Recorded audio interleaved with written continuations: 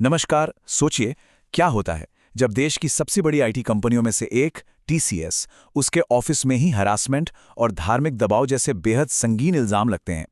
आज हम नासिक में हुए इसी पूरे मामले को समझने की कोशिश करेंगे, जहां कुछ शिकायतों ने अब एक बहुत बड़ी जांच का रूप ले लिया है। ये जो बात है ना, ये एक सीनियर कर्मचारी की तरफ से आई है जो इस मामले में सामने आने वाली छठी विक्टिम है।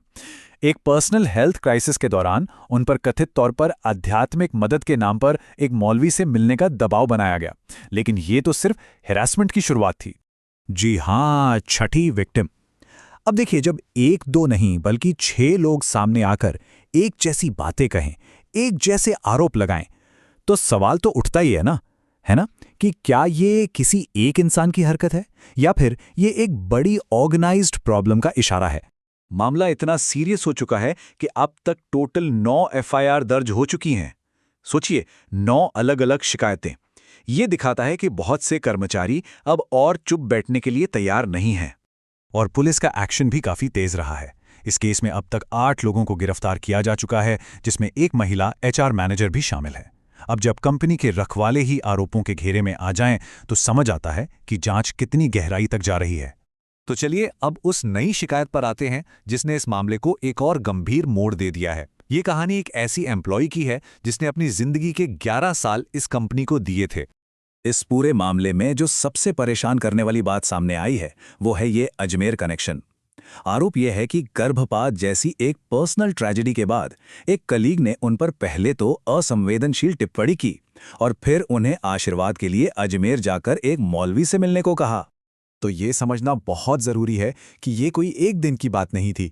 ज़रा इस टाइमलाइन पर नज़र डालिए। बात शुरू हुई 2022 से, जब मीटिंग के दौरान गलत तरीके से घूरने का आरोप लगा। फिर उनकी पर्सनल लाइफ पर लगातार भद्दे कमेंट्स किए गए।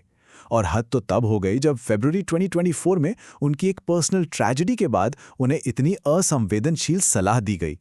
ये साफ तौर पर एक लंबे समय से चल रहे सोचे समझे हरासमेंट का पैटर्न दिखाता है। देखिए, ये सिर्फ एक कर्मचारी की कहानी नहीं है।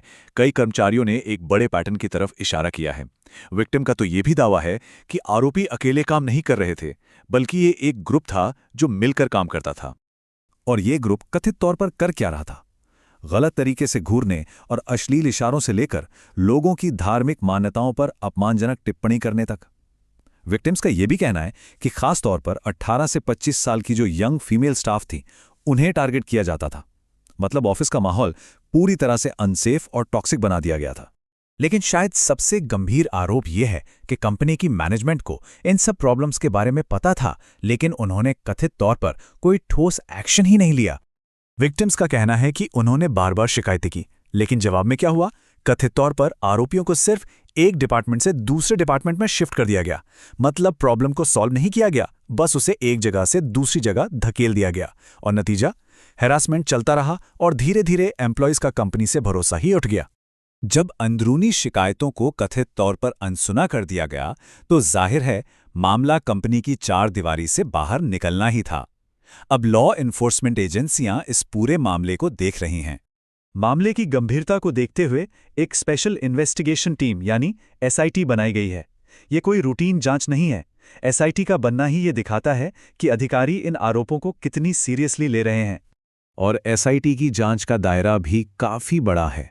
इसमें सेक्सुअल हैरेसमेंट, धार्मिक धमकी, छेड़छाड़ और मेंटल हैरेसमेंट जैसे कई गंभीर आरोप शामिल हैं।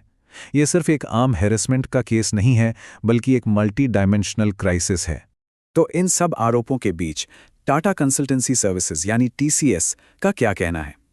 चलिए देखते हैं कि कंपनी ने इन सब पर क्या जवाब दिया है। तो यहां पर कहानी के दो बिल्कुल अलग अलग पहलू सामने आते हैं।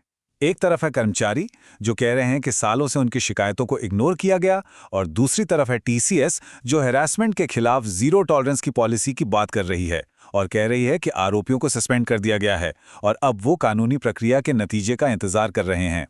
और ये हमें एक बहुत ही ज़रूरी सवाल पर लाकर खड़ा कर देता है। जब एक कंपनी जीरो टॉलरेंस का दावा तो करती है, लेकिन उसके एम्प्लॉयज सालों साल खुद को अनसेफ महसूस करते रहते हैं, तो फिर असली जवाबदेही किसकी बनती है? क्या ये नीतियां सिर्फ कागजों पर ही रह जाती हैं? ये सवाल सिर्फ टीसीएस के लिए नहीं, बल्कि हर कॉर्पोरेट ऑफिस के लिए है।